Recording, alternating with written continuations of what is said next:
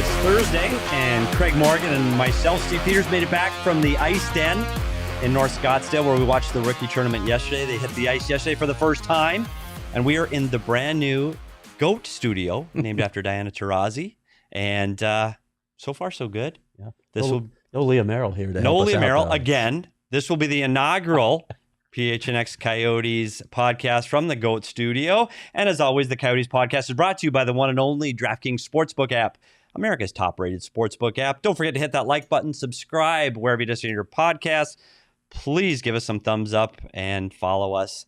And it's a special Thursday today, again, without Leah, so I have to do the heavy lifting, and that's always hard for me. So I'm going to turn it over to Craig to welcome in today's special guest. Yeah, and we are very pleased to be joined today by Coyotes President and CEO, Xavier Gutierrez. Xavier, thank you so much for being with us. I'll start there. No, thank you, guys. Always a pleasure to talk to you. Ran into you yesterday at the Ice Den. I'm sure we'll talk a little bit about that. And I always appreciate you guys inviting me to come on and, really talk about the club and the team. And one of these days, I may even take you up on the offer to sit there in the Yotes. Yeah. So I'll call it the Yotes Lounge, but yeah, we will too as soon as the season starts, for sure, Javier. Well, welcome. Thanks for coming on board. Yeah, and by the way, we do have an open seat for you. I want to point that out. As long as we're bringing up the fact that we ran into you yesterday at the Ice Den, I think Petey had a question for you about that in particular. Yeah, I tell you what, and it was. I know that the Coyotes had a luncheon, and you can tell us about that you had at the Ice Den. But I've been around this organization for a very long time, and I tell you what, Javier is the sharpest dresser in the history of this franchise. I don't know how you put yourself together, but you are always immaculately dressed. That suit is sharp and pressed, and you look fantastic. Can you tell us what you had going on at the Ice Den yesterday? Oh, Petey, you're too much. Thank you so much. My wife, Jerica, is going to love you. You know, she doesn't let me leave the house unless and I think I've been wearing one for almost 30 years of my career. So yesterday was really special. It was the kickoff of our Hispanic Heritage Month celebration. But as I often like to say, it's not something that we do just for a month. This is a community that we have very much in our thoughts constantly, given its importance to the Valley. It's the growth cohort. You know, I talk a lot about 8 to 13-year-olds are typically, that's when you create your fandom of your teams. And if you ask yourself, what do 8 to 13-year-olds look like in the Valley? And I believe it's 3 out of 5 are young Latinos. And so it's definitely core to our business plan. We invited community leaders, business leaders, folks from the organization, our corporate partners. And we had a great celebration there at the Ice Den. We had a mariachi, we had food, and then we celebrated also the businesses that we're going to highlight throughout the year in our Estrella of the Month program with Univision. We also announced. Uh-oh, this happens. We'll be okay. We'll get Javier back as quick as we can. Internet problems, they happen, and I guess we'll sit and hold tight and wait for Javier to come back. I'm sure he'll call right back and hop on. In the meantime, let's talk about the Ice Den yesterday and what we did. Yeah, it was the start of, it was a rookie practice before they head up to San Jose and take part in the rookie face-off, which has now become a regular occurrence, an annual occurrence for teams in the West. We talked about this on the podcast yesterday, but it's a good thing. It's a chance mostly for scouts to evaluate a number of prospects in their own peer group, right? So you get a sense of where these guys stack up against their peers. Yeah, and that's the question we got from people later after we left is, well, who looked good? Buddy, they haven't skated together ever, so I don't know who looked good. But it was fun to see guys back on the ice at the Ice Den wearing the Coyote jersey, and it's definitely upon us, Craig. I don't know if we're ready. Are you ready? Like it's every day now we're going to have to be. It's hockey. It's hockey time. It's not football time. Yeah, you know what? I don't know if I'm ready, Petey. I like the off season. Yeah, Can I just go out and say lie. that? Yeah, I'm not gonna lie that I like having some rest, some downtime. But there comes a point, and I felt like I reached it last week where, like, what do I talk about that's not previewing the season? So I think I am ready for hockey to start, and it looks like we have Javier coming back on, so we'll resume this interview in just a moment. But yeah, I'm ready for hockey to start. I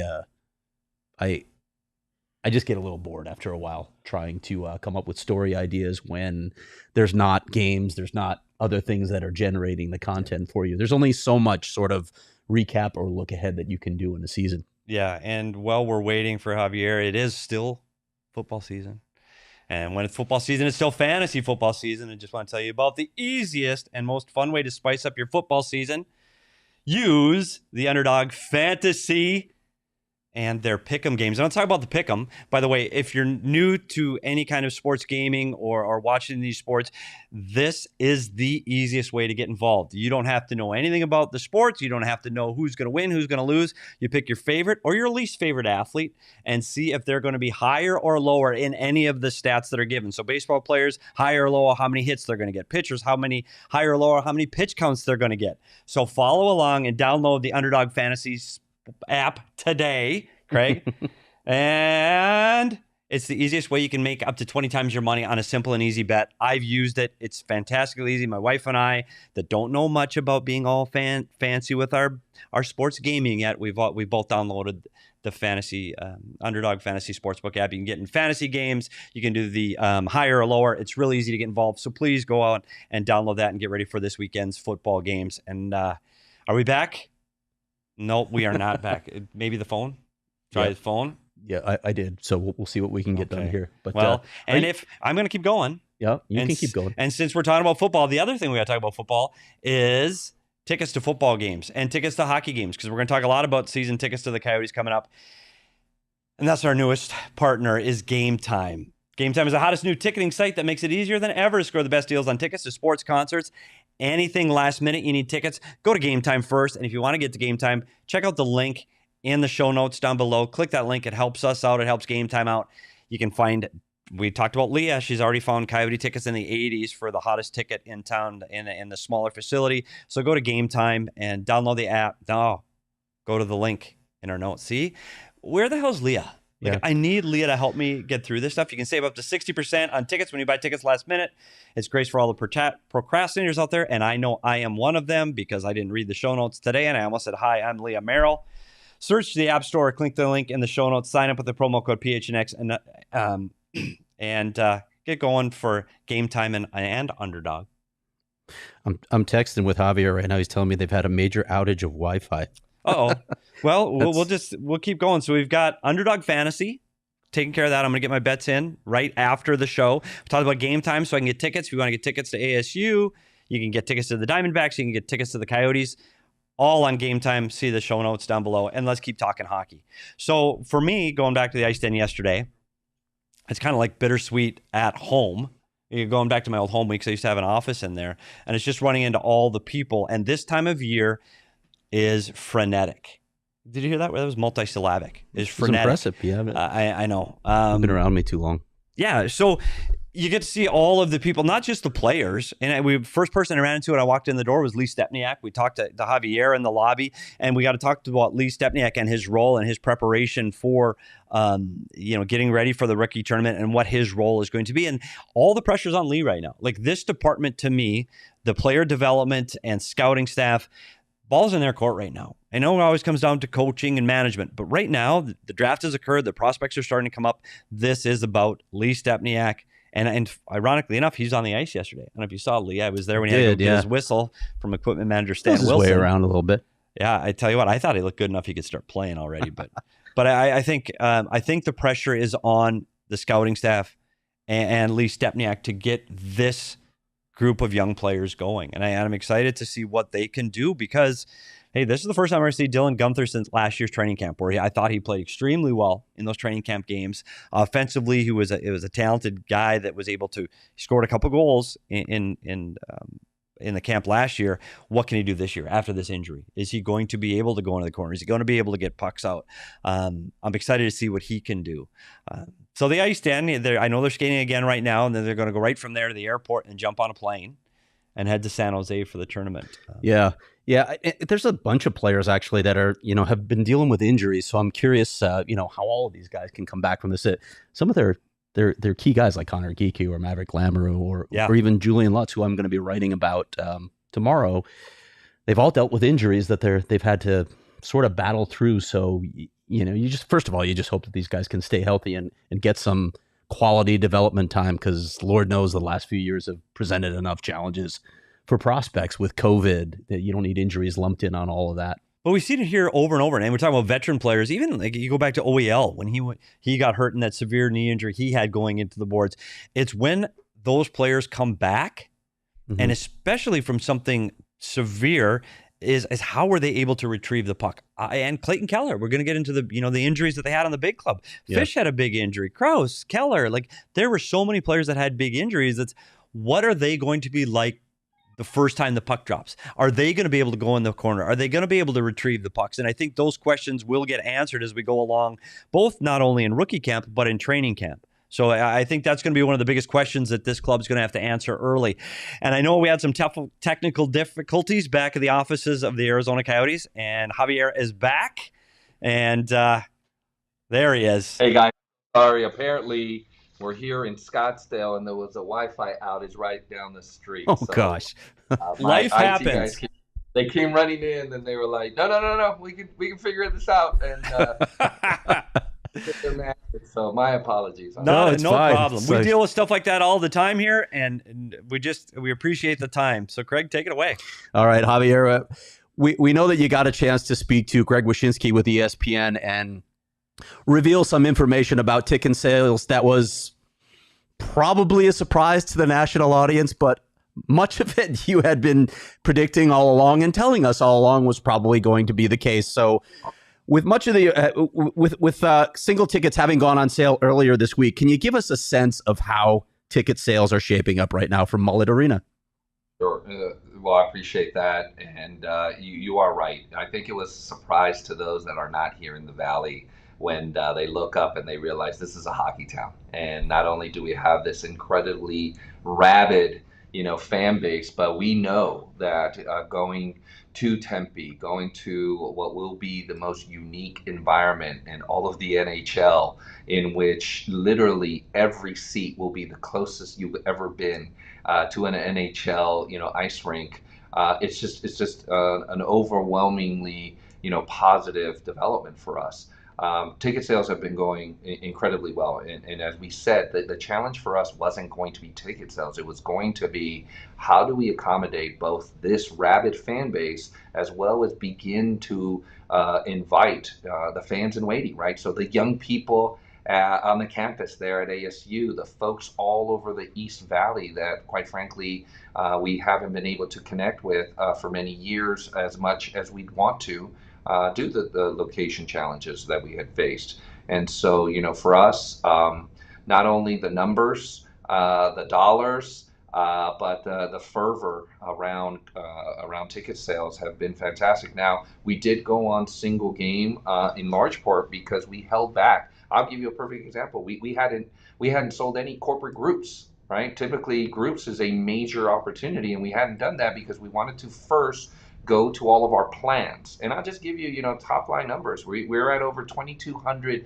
planned sales that have happened. At this time last year, we were at 1,200, right? At this time last year, we were at under $4 million. Now we're at $16.5 million on plans by themselves, just to give you some sense of magnitude.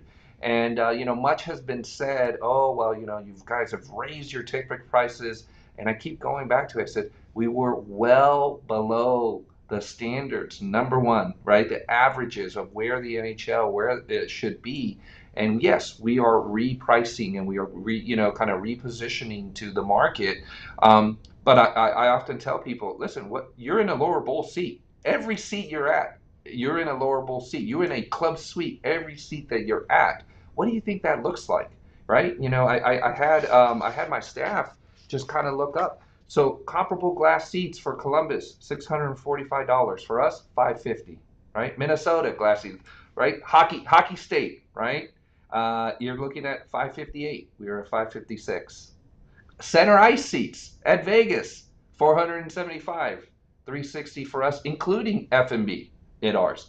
It is just now repricing to what an NHL ticket should have always been. And for us, now that you are in, again, a brand new facility that is state of the art because we've invested almost $25 million to make it state of the art.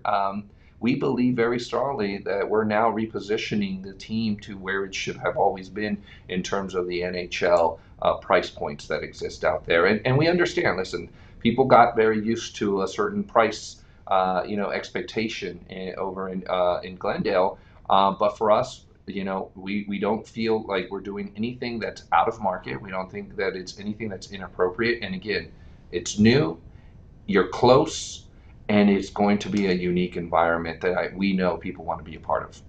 All right. I want to talk a little bit more about your revenue projections from ticket sales alone. I believe you cited a percentage increase to Greg. I'll ask you to recite that when you answer this. But you told us previously, as I mentioned at the top, you expected to generate more revenue from ticket sales at this arena than you did at Gila River Arena based on the price point alone. Are the numbers in line with your projection? Have they surpassed what you expected? No, they are in line. And I think another thing, and this is what's going to happen. So obviously, I'm going to see you guys at the first homestand, right? Starting on October 28th. A lot of folks are taking a wait and see, right? I'll give you the best example of what I mean. We just toured one of our corporate partners who's come in, bought not only a suite, but bought lodges. And they brought about 20 people, right? And they're more of a business to business, corporate partner. Their eyes popped out when they actually experienced Mullett Arena for the first time. I think there is this expectation that is they're blown away by when they actually see it. When you hear smaller facility, they're thinking, well, maybe it's not as built out, maybe it's not as nice. It's far from that. It's actually well beyond that. And so we knew that there was going to be a ramp up, right? People were going to have to actually see it, experience it, be a part of it, in order to, I think, really welcome it. But so we're too short to get to your point, Craig.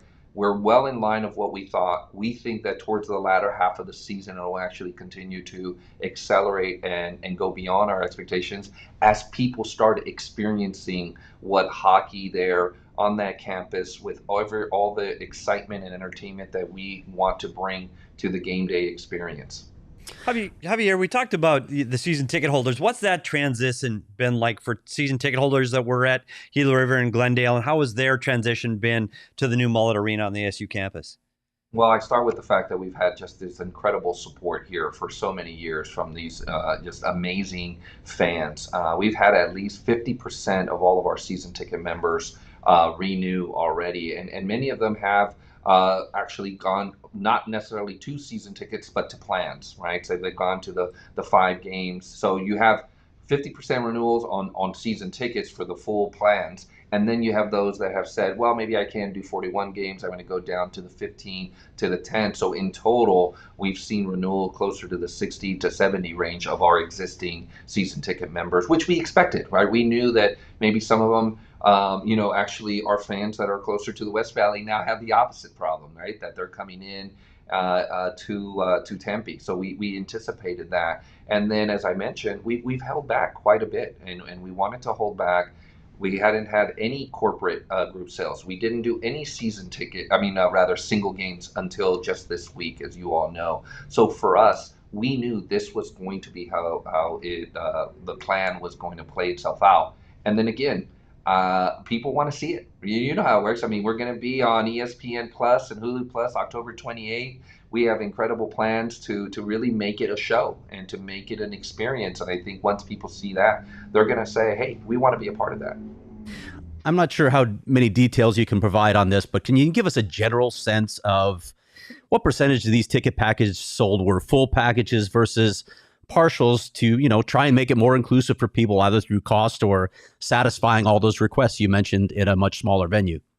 Yeah, no, we definitely, I don't want to get into, percentage and numbers and what have you, but I do want to let you know that we were very mindful of that. And we told you guys, it started with the fact that, from day one, we knew we were going to have 400, student section, right? At least 400 a game. We knew that we were going to have standing rooms that were going to be priced at at a lower price point from day one. So right there, you're talking about 700 seats right away that we knew were going to be priced in a much more affordable sense. And then for us, we did give people flexibility. We had a lot of folks that had been at full plans that we said, why don't you think about partial plans? And for us, the double whammy is not only did we retain those loyal fans, but it allowed us to also now, introduce to new folks. And I got to tell you, we still have over 65% of our fan base coming from the East Valley. And then when you add Central Valley, you're closer to 85%, right? So the Central Phoenix rather. And so for us, it was always aligned with what we thought was going to be the makeup of this, and we tried to accommodate. As we had sort of this three factor process for our season ticket members: years of tenure, lifetime spend, and their post-pandemic spend as well. Recency in terms of supporting us. And those were the three factors when we came to allotting and allocating. We had always thought it would be about 2,500 to 2,700 in terms of, sort of the plans that we wanted, because we still wanted to have day of game of around 500 or so to allow for individuals. And that's not even counting the student section that we would have. You've answered a handful of my follow-up questions on this topic, but I wanted to ask you specifically, when you're trying to figure out how to manage a much smaller arena, what do those meetings look like? How creative did you have to get to figure out how to include as many people as possible or reach as many people as possible? Well, the conversations in particular when you're talking to corporate partners, right, who are used to significant hospitality, that's a major part of why they make this type of investment and commitment to teams like us. Those are the conversations that you have to make sure you are being very mindful of their needs. We've always seen ourselves as a value add partner to our business and corporate sponsors, but you're also walking them through actually why it's good for them to maybe take a loge rather than a full suite, or to take a suite of single game tickets, because of the experience, right? You want to have this amazing experience. You want to create not only for the near term, but for the long term, a really committed new fan in waiting, and to have them come and be a part of what you're doing. And then it behooves all of us to really have the opportunity to have that experience. But listen, our approach has always been being very transparent and being very honest, and say, we are here. These are the challenges that we're seeking to meet. Here's the way we'd like to meet them, and we'll be a part of that. You talk about the fan in waiting, and we know here on this show we know hockey is rabid in the Valley. These fans are great hockey fans, but we also understand the capacity of this building. I mean, there are some limitations, whether it's financial and economic limitations or just flat out size. Have you thought about, or are there plans in the future for those fans in waiting, whether it's watch parties or other ways to get involved without being able to get inside the actual Mullett Arena? Do you have plans for those fans that want to get involved?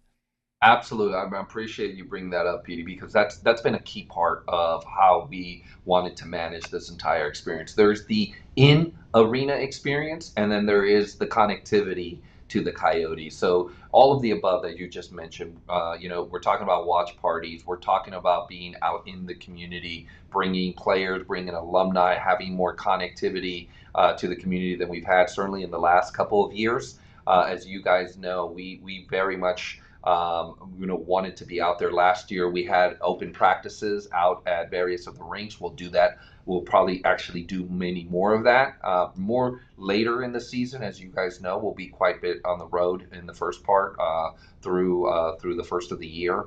So those are the types of efforts, but also activating the entire campus. One of the things we talked about was, let's go ahead and utilize the other spaces around ASU, whether it be the plaza, whether it be all the hotels that have been being built, whether it be down on Mill Avenue in Tempe. We are creating relationships with a number of those establishments to make sure that they feel a part of all of this, and that our fans and those that have never been part of a hockey experience can be a part of that. So for us, it's almost like all of the above, right? There is not any one thing that we know will make up for just having more people inside a facility. Well, I'm excited about that because I'm a huge hockey fan, and I any way we can get more people to watch the fastest sport on earth, we want to help do that for sure. One question just came up from one of our people watching the show and our chats about the arena and changing the topic. Sorry to do that on you, but at the old arena at Gila River, there was the den that had the merchandise, the jerseys, and all of those things available. One on game nights, will there be something similar to that where they can get involved and be a part of the Coyote community? And on non-game days, will there be somewhere where they can put on that Coyote sweater and find the Coyote merchandise in the valley? Absolutely. And merchandise, by the way, is going to be a very big deal for us. As you guys know, it has been announced there will be a part two to the retro reverse jersey program. As you all know, our retro reverse jersey was one of the most popular jerseys in all of the NHL. It's just fantastic. And the one for this year we think is going to be just as well received. We also have an announcement further down the season of a major collaboration with a fashion brand that I think is going to be very, very exciting. And so merchandise is absolutely going to be another key component to connect not only with our fans, but again, the fans in waiting, as you guys probably get sick of me saying that over and over again, but it is core to our business plan.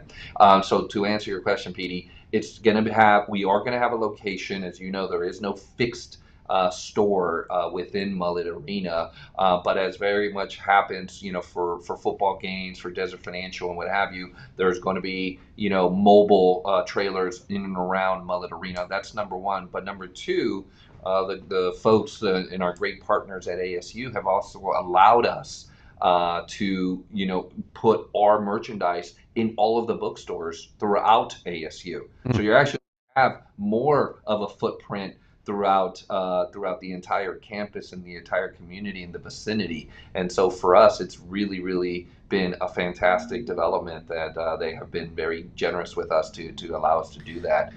We think it behooves them as well to continue to have that relationship with the professional sports team on campus. All right, you brought up Mullett Arena, and I think you and Bill Armstrong got a chance to tour it last week. So now that it's mostly complete, what are your thoughts having buzzed around that arena?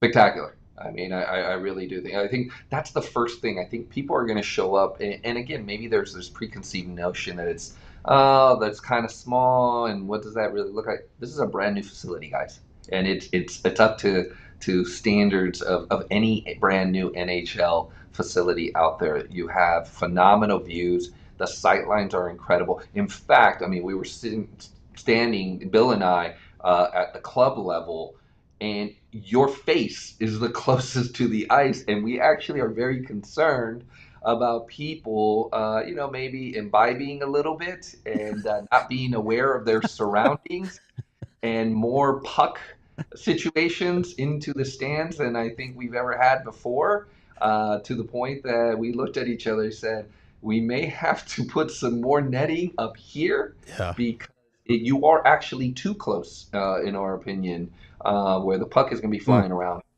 And so it's been phenomenal. I really, we tip our hat to the folks at ASU for having the vision and for the great donation from the Mullett family to support ASU hockey, and then obviously for allowing us to be a part of it.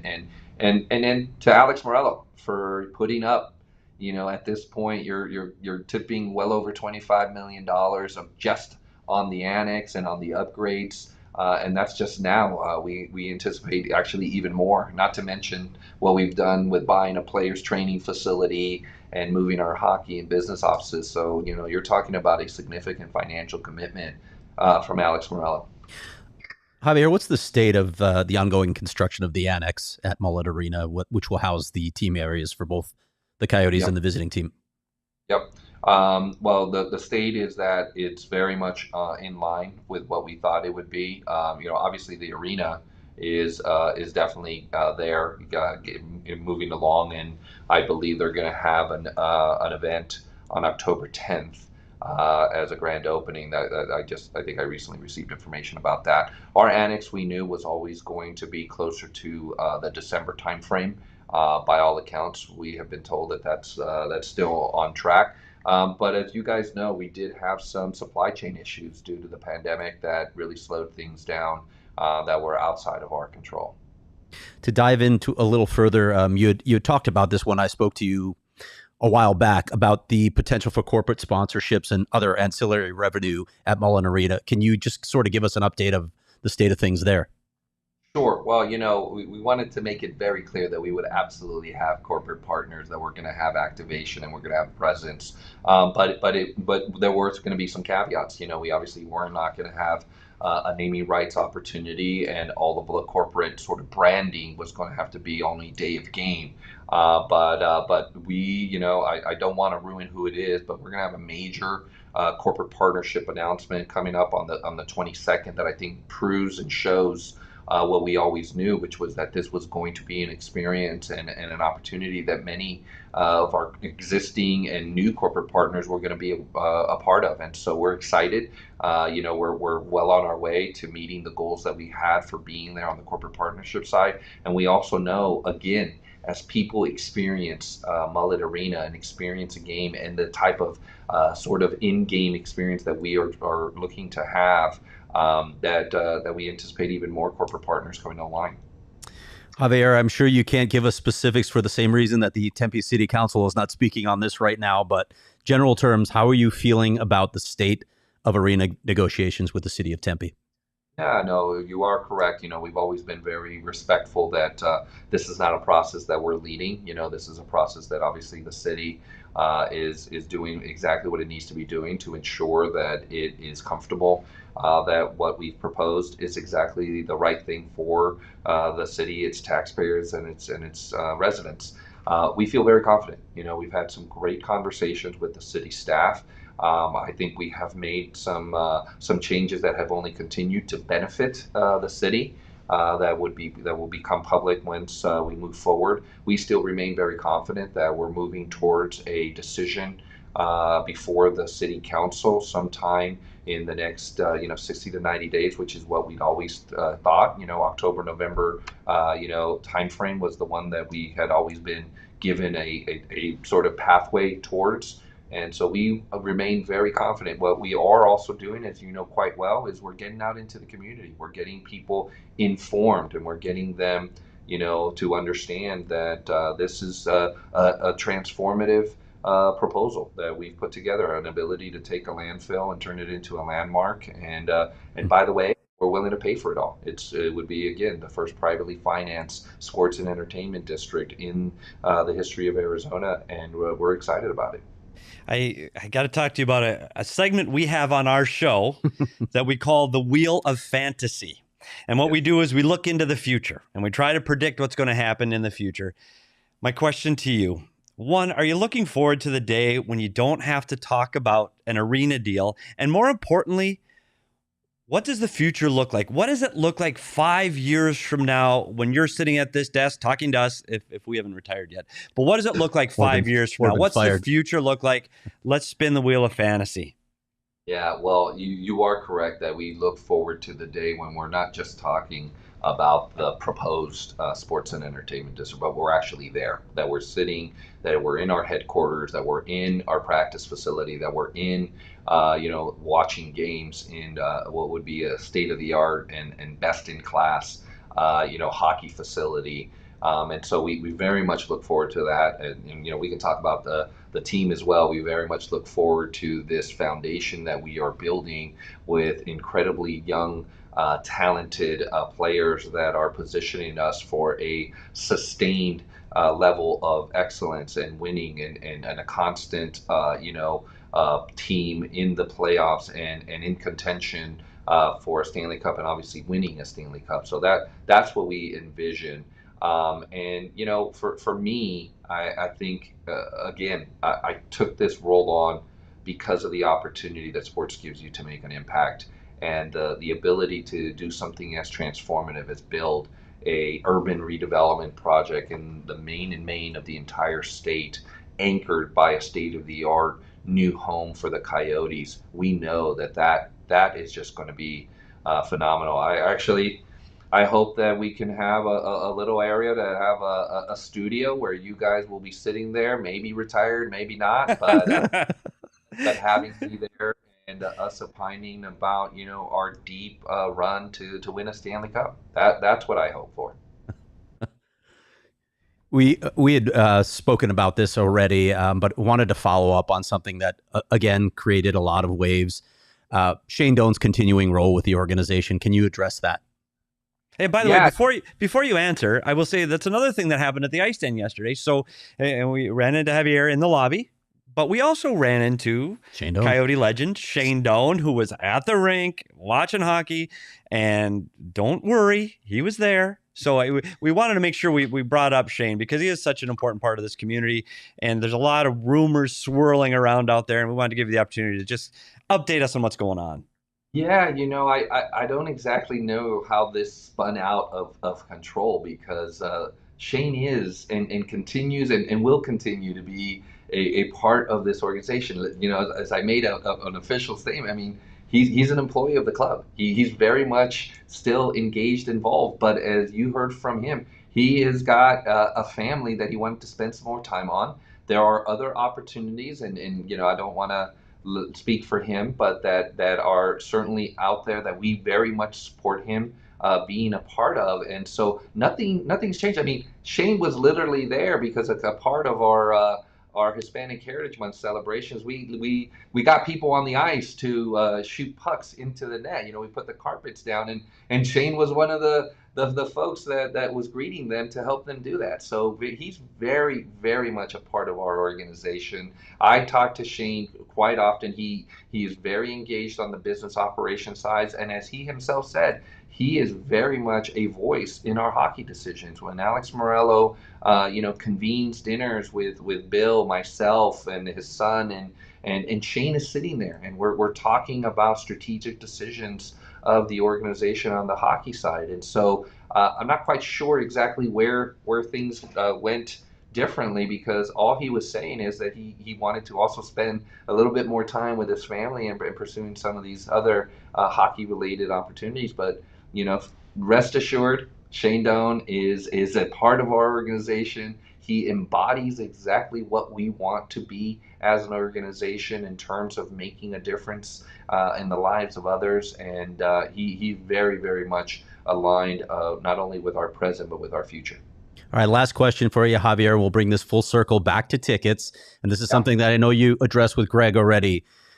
It's a two-part question. First, do you expect to sell out all these games? Are you expecting that? And secondly, I want you to take us a little inside the decision to make it a little more difficult for people outside of Valley zip codes to buy these tickets. So if you could answer that, well, go ahead. Short answer, our expectations had always been, just so to give you a sense, our lowest attended game in Glendale last year would have still been a sellout at Mullett Arena. Just to give you some comparative, we had never had any expectation of anything less. And again, it starts with the fact that you have this incredible fan base that supported us for many, many years, that absolutely wants to be a part of our not only this season, but of our entire future. So yes, absolutely, had never had any doubt about that. And then what was the second question again? You have the way you've set up sales of these tickets. I think it's a little more difficult to buy them if you're not in a Valley zip code or an Arizona zip code. Well, listen, though, the reality is that we are wanting to create an environment that's first and foremost for the Coyotes and their fan base, right? And one of the things we wanted to ensure is that they had priority, they had the ability, and one of the ways we did that was through a little bit more of geo-targeting. And the last thing we wanted was to be in this environment that's so incredible, and because of the way that we had our process for ticket sales, that somehow we wouldn't have as many opportunities for our fans, and again, the fans in waiting that we want to expose to, for them to have priority. And so you're right, we did some things with our partner at Ticketmaster to ensure that it was the local residents, it was the local buyers, and it was obviously our fans that had the ability to get here. Now, having said that, clearly we're going to have the snowbirds coming in, and folks from out of town who want to see this and experience this new location. I point out to the fact that there was all this critique about us going to Mullett Arena, and what happens? ESPN puts us on a national game, first home game, right? They want to see it. Everybody wants to experience this, and it's going to be even more spectacular once people do get a chance to be a part of everything and all the festivities that we're going to do. We talk about our fan fest. We have some surprises on the entertainment side. This is going to be an experience that people are really going to see. It's quite memorable. It's going to have a showstopper feel to it, and we're excited about that. Javier, thank you so much for joining us today, and we will keep the third seat warm for you. Yeah, and I can't tell you, Javier, I just got to say this too. It's good to hear directly from you, because I know the internet and Twitter and all the outside noise can flood things. We hear it from different communities and different fan bases. It's really good to get the buck stops here and final word from you. So we appreciate you coming on and look forward to having you on again real soon. No, guys, you guys have always been so wonderful in supporting us and giving us the ability to make sure that people are informed correctly. Appreciate you. I'm always open to taking you up on the ability to chat and maybe even sit there on that third chair. So I really appreciate you guys. Thank you so much. Thanks, Javier. Take care, guys. Well, I've said it before. I said it again. Like, we understand the size of the building, but I can't wait to see a game there. Cannot wait. That's where I am, actually. You asked me earlier if I'm ready for hockey, and that's kind of what I'm ready for. Look, from a media standpoint, and I've said this before, it's going to be amazing for us. And I've talked about this with other writers, with other broadcasters. We're so close to the action. It's going to give you a much different sense of the game. For fans, it will be as well. Obviously, everyone that's going to be in the building is going to have a great sideline, and a great seat. But for me, covering it in this arena, first of all, it's something new, right? It's fresh instead of going back to Gila River Arena again and making my 50-minute commute. If I mentioned how much I didn't like that, I'm looking forward to something fresh from the Coyotes. It's a new angle, so I'm really excited about it. Yeah, and for me, it's Javier mentioned it. It's that ESPN plus Hulu is going to be there opening night against the Winnipeg Jets. You're gonna have to work 2 jobs. I know. I've already. Oh, buddy. Whew. It's going to be interesting, and I want to see what the TV sightlines are going to be, and I want to see where the camera bays are going to be, and I want to see how it's received on a national audience, because they are going to be closer than ever before in watching a game. So just like with Mikey and the new cereal, wait till you try it. Let's stop bashing it until we actually get there. Yep. Let's open the doors. Let's see what it's going to look like. And it's not going to be ideal game 1 or game 2. Everybody's experimenting. Like, parking is going to be a different animal. Merchandise, we heard, is going to be different. Everything's going to be different. Let's give it some time to see how this all pans out. I know I will be there opening night. I hope I am. Are you? I know you will be. Yeah. We're going to be there opening night with ASU. Yeah. Well, yeah. Sorry, you're going to miss that. Because I'll be joining the SU crew. Yeah, we're gonna have to figure that out, but we'll sort that out when the time comes. But the rookie challenge. Do you know anything about the TV schedule, by the way? You've got some info on that, right? I do. And we sat there and we pumped you yesterday saying, absolutely, you're going to be able to stream it and we're going to be able to watch these games. And there's been little hiccups. And again, this isn't a big national broadcast opportunity for people trying to get into this. There have been a few hiccups technically in San Jose. I spoke with Coyotes PR this morning. They're in contact with the league and they're in contact with the San Jose Sharks people. They are working on it diligently. Right now, there is no update. They're still hoping to have all of these games broadcast, streamed somewhere, somehow. I know Bob Heathouse. I talked to him on the drive in. He is getting on a plane after the rookie skate today. He is planning to go call these games. So the hope is that they will still have a home to broadcast these games and stream these games somehow. We just don't have any more details. I promise the second we have them, we will be tweeting them out, because we want everybody to get the opportunity to watch these games. Anybody wants to see the Connor Geeky and Dylan Gunther and see these guys play, we will give you the information when we have it. As of right now, there is nothing solid. Yeah. I want to get back to Javier for a minute, because, you never know how much additional information you're going to get, how granular it's going to get. But right off the top, he gave us a much deeper look into what the ticket sales look like for this building. And listen, I think with the national audience that doesn't necessarily pay attention to what's happening on a daily basis with the Coyotes, again, some of this was a surprise, but I think there's a certain segment of that audience that isn't going to believe that it's going to sell out. They're going to have people in the stands until it actually happens. Right. So we're going to have to get to those games. And look, the stands are full. Of course, they're full because there's only, there's less than 5,000 seats here. But That again, let's get to the arena. Let's see what it looks like when they finally play games there. What's your over/under on 4,800? On 4,800 fans? Fans, game one. Because it's not going to be 5,000. We already talked about this. What's your over/under? I got to believe they're selling out that game. Don't you so think? Where else can we talk about overs and unders, Craig? Oh, look at your segues. The DraftKings Sportsbook app, America's #1 rated sportsbook app. And this weekend is NFL Week 2. Game tonight, by the way. Petey, did you just text me saying Chargers Chiefs? Who needs tonight. Leah? Yeah, I know. Chargers Chiefs. Wow. Who needs Leah? Like, really? Wow. I got this. Chargers Chiefs tonight. And if you didn't see Mahomes last weekend, buddy, over all day long. That Chiefs team. Oh, buddy. I think a lot of people got in this market in particular got a lot more than they wanted to see of Patrick Mahomes. We'll see if the Cardinals issues were Chief related or Cardinal related. And we'll see that this weekend. So right now, new customers can bet just $5 and get $200 in free bets instantly. Plus, everyone can experience the thrill of DraftKings early win promotion, where you can bet on any NFL team to win. And if they get ahead by 10 points at any point during the game, even if they lose, you get paid instantly. It's simple. Download the DraftKings Sportsbook app today. Use promo code PHNX. That's promo code PHNX on the DraftKings Sportsbook app. Minimum age and eligibility restrictions apply. Please please see our show notes for details. And I have to say, my DraftKings Sportsbook app took a little bit of a break over the summer, but it is getting hammered in football season. I cannot wait for Saturday because college football season is here, and I am going all in against the Iowa Hawkeyes, just letting you know, because my wife's got Iowa connections and they are struggling. So everything against the Hawkeyes. Sorry, Hawkeye fans. It's just the smart way to go. And I can't wait for the Cardinals, the Chiefs, and my hometown Vikings. Who are you relying on for your advice?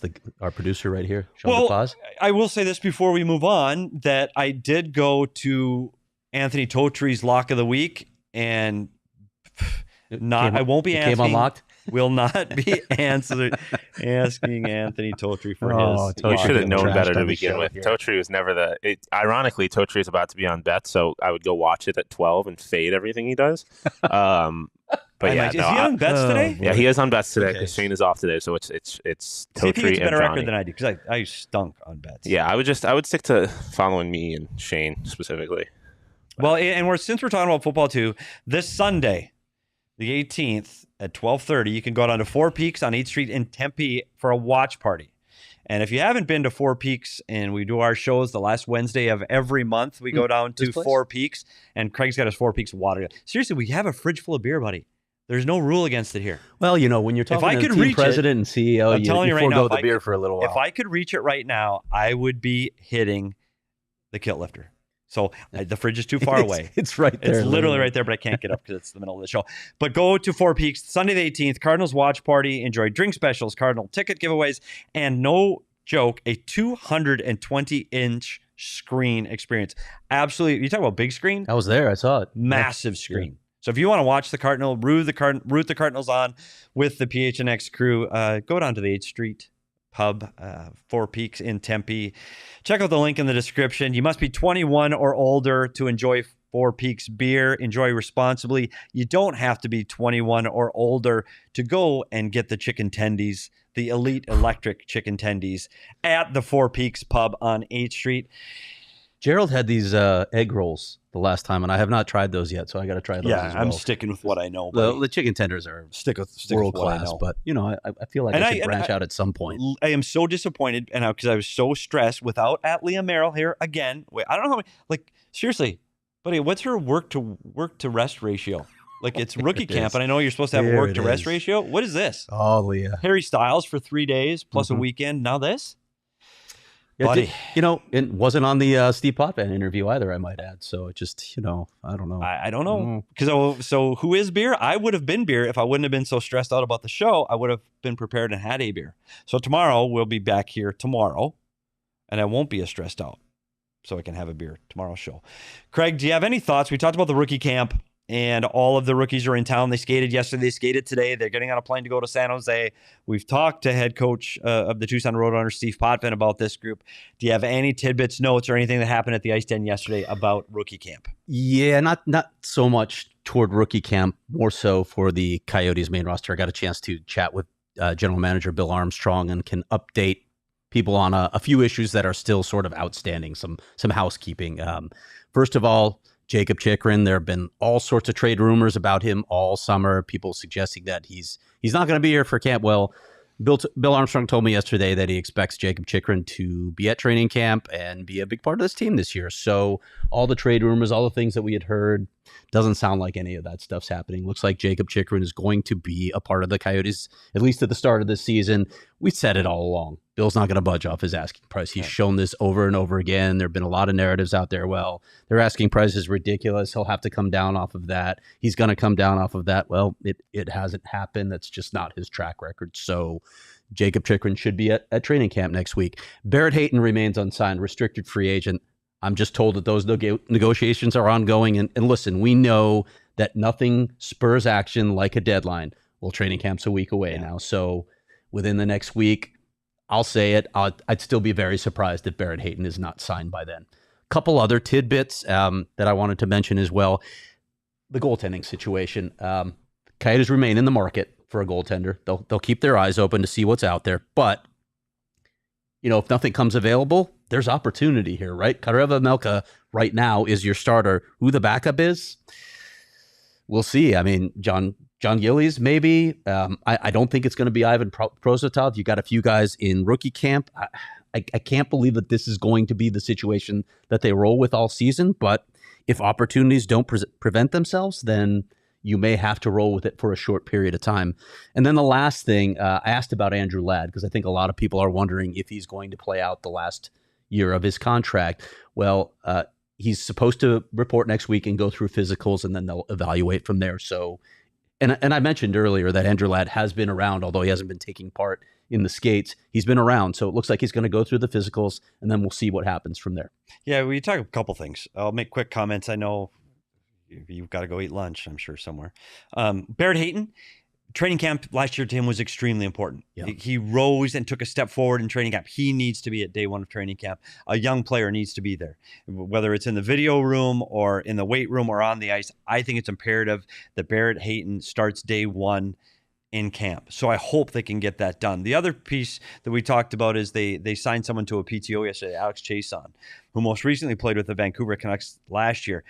Here's a guy that fits into what Bill Armstrong wants to. He's 6'4". He's another big player. So you got Zach Cassian, Bugstead, you've got Nick Ritchie. You're starting to see that prototypical big guy. And one thing we've talked about that was missing this year that they had last year was Ladd, Roussel, Beagle, that veteran presence in the locker room. I think Alex Chiasson can provide some of that may be missing. Now, it's just a PTO, so you never know. But right. This is a guy that got an opportunity. He went into Vancouver last year on a PTO, and he makes the team. And he scores 13 goals as a PTO guy. Played 67 games in Vancouver last year. So he's a guy that I think he's got a real shot to make this team. So we'll wait and see. He's a guy that he had 22 goals in Edmonton in 18-19. Played with Connor McDavid some that year. Yes, he's 31 years old, and he's on the backside of his career. Understand that.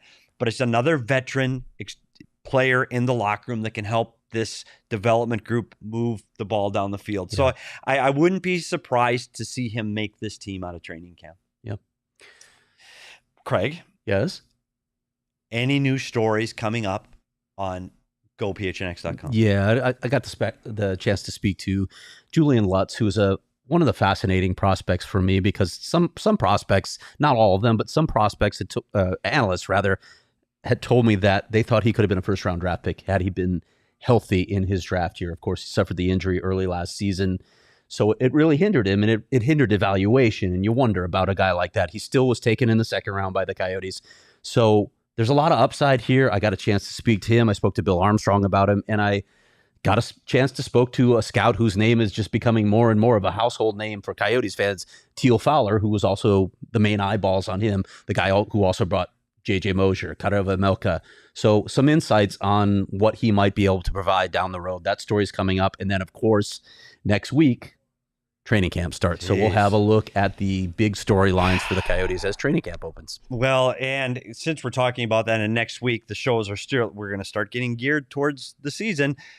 But before that, can you give us a little taste of what's on the show tomorrow? live, by the way. Yeah, I'm looking forward to that one. This is a guy that I've known for a while, actually. Pete Jensen, who is the director and senior fantasy editor at NHL.com, will be joining us. You know, you may look at the Coyotes and think, how many fantasy opportunities are with the Coyotes? Well, Pete told me there's some sneaky options on the Coyotes. So we're going to talk about the Coyotes options and probably talk league-wide tomorrow, because I know a lot of you out there love fantasy.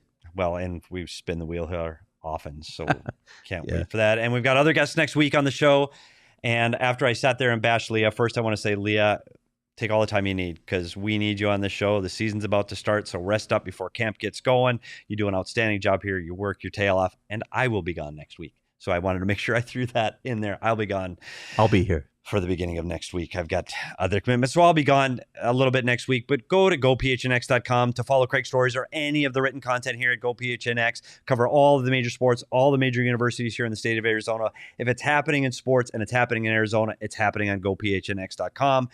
You can sign up and get your first month for just 50 cents, or sign up for an annual membership and get a free t-shirt from the PHNX locker like I'm wearing today and Craig is not. Some of us look professional for Javier, just saying. Yeah, but if it happens in Arizona, it happens here at GoPHNX. Become a part of the family. Get in the Discord. And, if you got fantasy questions, jump in the Discord, and we'll try to get them on the air tomorrow. But as hockey season approaches, the Discord starts bumping. So we definitely want you to be a part of this family. Follow, like, subscribe. Get on YouTube. Subscribe. Wherever you get your podcast, make sure you like, thumbs up, hit that button.